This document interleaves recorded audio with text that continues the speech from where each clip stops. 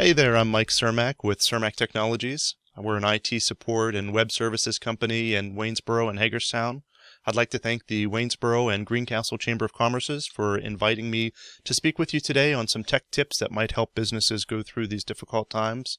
I'm working from home, as a lot of you probably are as well, and some things you want to consider is that a lot of your customers may be at home as well, and they're wondering if you're even still up and running. So first and foremost, one of the things you need to do is update your website, put a note on there about what you're doing, what you're offering, if you're even still open, if you have limited hours. A lot of websites have something up there. Of course, the chambers have their own. They're doing a lot to try to support small businesses. But a lot of big companies also have the announcement up here where you can learn more about what they're doing and how it affects their business. Closures and news, virtual options that are available, and any closures that are taking place. The first place that a lot of customers are going to look is your website. So by all means, please do that.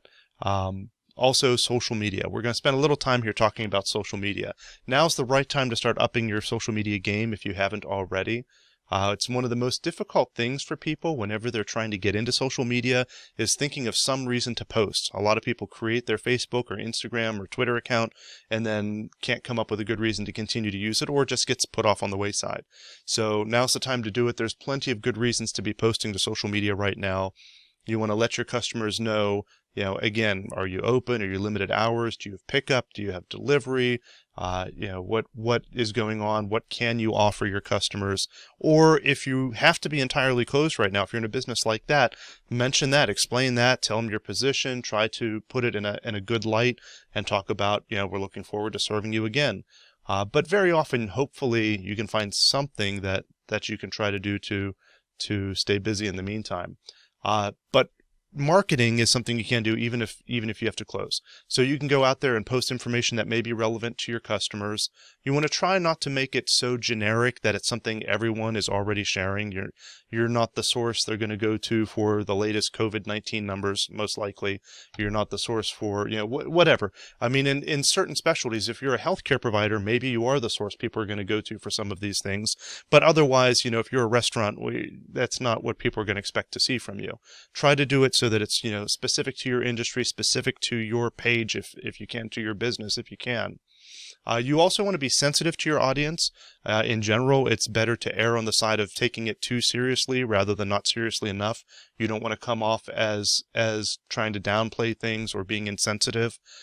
So you don't want to, it's a fine line, right, between making jokes about what's going on, because it is a serious thing that's going on, but you also want to be able to provide some joy and optimism, and there's enough negativity in the world as it is, so there's a fine line to walk there. You don't want to belittle it or make fun of the actual circumstances, but perhaps things within the circumstances.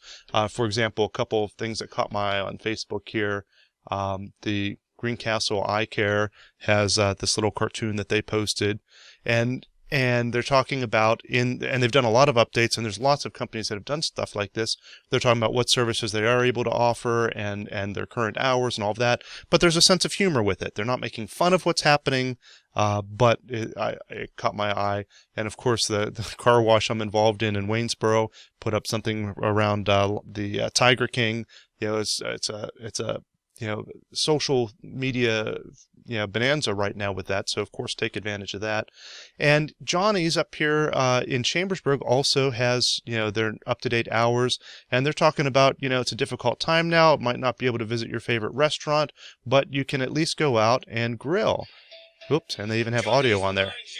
And that sort of thing is what you should be considering doing, is something that is timely. It's talking about your business. If you have something you can offer in the meantime, offer it. But if not, you can do something that, at least gives people a smile without being offensive, and helps to keep your business up in the forefront of your customers' minds, and to let them know, you're even still around. I can't tell you, as a customer, I've been looking at some different websites and Facebook pages, not as a critic, but literally just seeing if these companies are still open, and some of them haven't updated their websites or their accounts, since before the pandemic started. Their last update was in February. I'm like, so are they completely out of business now? I don't know. Can I call them at their regular phone number? What hours do they have? What services are they still? I don't know. So you need to be pushing that, because now more than ever, people are sitting at home, like I am right now, on their computers, on their phones, on their tablets, looking for information. And, boy, you want to make that as easy as you can for them. You want to be getting out there, now more than ever. Some other ideas, again, it's sometimes difficult to come up with ideas for posting once you do the basic news and yes, we're open or no, we're not, and all that sort of stuff. Look in your industry, look at industry association groups, look even at competitors, maybe in different areas, see ideas that they're posting.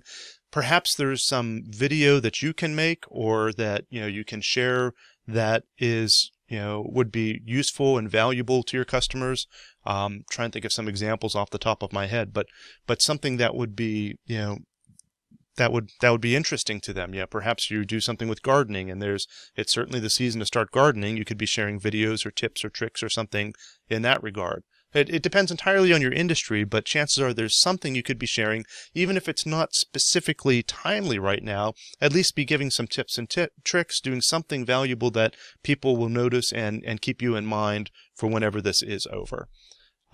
If you're doing a promotion, if you're going to have sales, if you're still operating, try to emphasize that you're doing it, that there's a need to support local businesses, there's a need to support your employees, there's a need to do that sort of thing, and also mention the steps that you're taking to keep your employees and your customers safe. You don't want to come off as tone deaf and trying to take advantage of the situation. If you're in a business that is doing cleaning, or that is, healthcare, or that is, I'm trying to think of some other industries that maybe are faring better than others right now.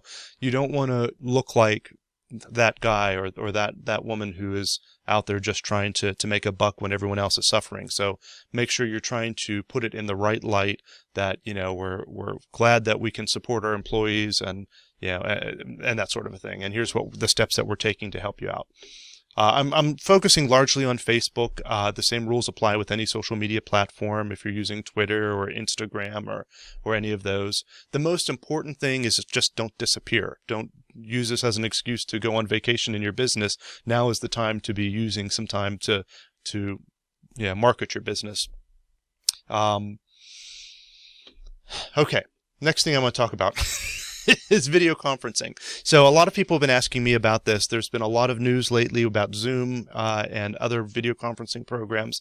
There's a lot of ways to be able to do video conferencing to talk to your customers or your employees or your vendors. If you're in a business that can still operate in some regard, being able to do it via video conferencing is really great. One thing to be aware of, the first thing a lot of people go to when they're doing one-on-one video calls, they think of FaceTime on an iPhone, and that's great and works really well. The problem is that only works on Apple devices. So if you have customers, and at least 40 or 45% of your customers aren't using iPhones, so be prepared for that. If you're going to be offering some sort of remote consulting services or something like that, don't just assume everyone's going to be able to talk to you on FaceTime, and then suddenly when the time comes for your appointment, realize, oh no, I can't communicate with these people. Have some backup options ready and prepared and maybe even tested for that. There's a lot of good ones out there. Of course, if you have Facebook Messenger, and your client does as well, Facebook Messenger has a video chat in it that works on Android and iPhone and can connect between the two. There's Google Hangouts that works on both, even though it's a Google product, it works on Apple as well. Same thing with Google Duo. There's a lot of different ones like that are great for kind of one-on-one or small group video conferencing. Whenever you're talking about bigger group, or you're trying to do a presentation with slides or screen sharing or something like that, the go-to one for me for a long time has been Zoom. And a lot of people are familiar with Zoom. They've unfortunately been in the news lately for some not so great problems. Some of them have been a little exaggerated, but some of them are serious. There were some privacy issues, specifically in terms of how encrypted the connections are really, and then the problem also with, if you record your session on Zoom, it wasn't as private as what we might have hoped it would have been. That said, I still like Zoom. I think they're fixing these problems. You can imagine the growing pains they're going through right now. But I probably wouldn't do anything really confidential over Zoom at the moment. A lot of other ones are out there. Of course, WebEx is a popular one owned by Cisco. They're kind of a direct competitor of Zoom. There's Google Hangouts again. We mentioned before, it lets you do those sort of chats or conferences as well. as one-on-ones. Skype is a good one. So a lot of people don't think of Skype anymore, but they just came up with a new service called Meet Now. And the nice thing with Meet Now is it works kind of like Zoom, that you can start a video conference and invite people via email to it, so that they don't actually even have to have a Skype username and password in order to join in. They can jump in directly. Participants can easily join the meetings whether they have an account or not. So that's kind of a nice direct competitor to Zoom there. And with all of these guys, with Zoom and with Cisco and with a lot of them, they're currently expanding what they offer for free. They have free versions. Of course, they have paid versions as well. And many of them are increasing how much they're giving away for free. Here we go. Special offer. We're here to help you remotely.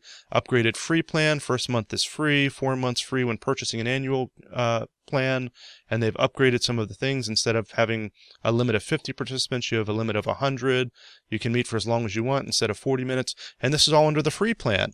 And again, that kind of goes back to what we were talking about with marketing, right? That they're not, I don't want to say they're taking advantage of the situation, because they're not. They are in a position where they, are one of the winners, if there are any winners in this situation, but they're trying to spin it, and I don't want to say spin it, that's not fair, but they're trying to do something so that they are also giving back, right? They're here's these extra free services we're offering, here's the additional minutes we're giving you, we're all in this together, and it's just, that's the right way to go about it, right? It sounds much better than, hey, we're having a buy one get one free sale. You got to frame it correctly, and I don't have any reason to believe their heart isn't in the right place. Don't misunderstand me, but that's the way you have to think whenever you're doing this sort of thing.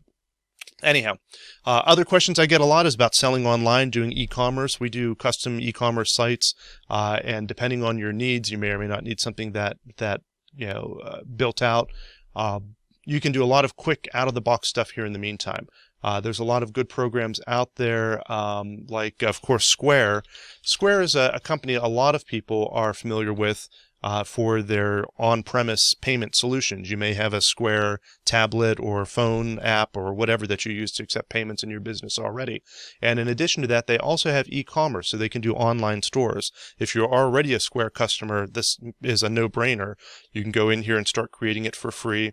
Of course, they do have various levels. Wonder where they have that. Curbside pickup and local delivery available through this, and the monthly fees are waived through June. They do have various different options depending on what all you want the store to be able to do.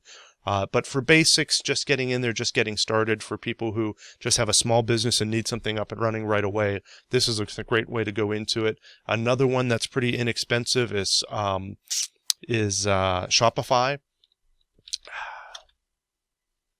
Shopify is another one that lets you go in there, do online orders, and with a lot of these programs, you have to go in and look at each one and see what they offer, but with almost all of these programs, you can go in there and customize them to some extent as far as what delivery options you want to offer, or if you want to be able to do pickup or curbside or things like that. So before you sign up for them, before you pay for anything, make sure you check and make sure it has the options that you're interested in.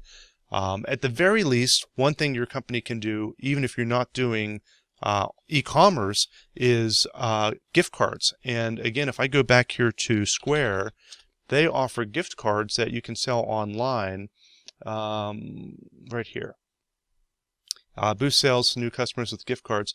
And what's nice with this, it's really simple to sign up for, especially if you already have a Square account, but even if you don't, you can sign up for it here and then immediately, same day, start selling gift cards online to your customers, which is, a lot of nice organizations are pushing people to do that. The chambers have mentioned that to help support local businesses, buy a gift card now to be able to use later. So to be able to have that available, it costs you almost nothing to do it, nothing to sign up. It's just when they use it, there is a fee, just as if they had used a credit card. So check it out. I think that's another great thing to be able to offer your customers, especially because a lot of people are thinking of the small businesses right now. We are in the forefront of some people's minds as we go through this. So finally, like most of you, I'm working from home, and so is my staff. We sell phone systems, and with our phone system, we can direct calls anywhere. You call into our main number, and it gets directed to technicians wherever they're living. However, even if you have a basic older phone system where you can pick line 1, line 2, line 3, or if you only have a single line phone at the office, you can still forward your calls from the office to your home. And it's real simple to do. If you're using CenturyLink or Comcast or just about any of the major phone providers, they offer a service called Star 72. And basically the way it works is you just dial Star 72 on your phone and you wait. It'll usually give you a dial tone, and then you can type in the phone number that you want it to go to. Now, the thing to be aware of is that you have to have someone at the other line to answer that call. So for example, if I grabbed my phone, suppose this was my work phone, at the office, pick it up, hit Star 72, and then listen, it'll usually make a tone or give you a dial tone, and then you dial the phone number you want the calls to be forwarded to. So I would type in, my home phone number or my mobile phone number. That phone would then ring. I have to accept the call, and then the call forwarding is set up. So now next time someone calls my work phone, it's automatically going to get forwarded over to my cell phone. Whenever it's time to cancel that, whenever this pandemic is over and you're up to normal office hours again, just pick up your work phone again and dial Star 73, and that'll cancel the call forwarding. It's a great way to be able to stay up and running because, again, customers are going to be looking around and trying to find out information, and just having an answering machine set up that's checked once a day is not the level of customer service you probably want to offer. It's better if you can have that forwarded to someone who can answer more quickly and be available to your customers. Well, I think that's enough for now. Thank you very much for watching. I wish you the best of luck going through all of this. I hope that there's some tips that you found useful in here. If you need any help working remotely, setting up remote control software, updating websites, let us know. We can help with that. Thanks again to the Chamber of Commerce's for everything that you're doing to help support local businesses. And we'll see you all out on the other side.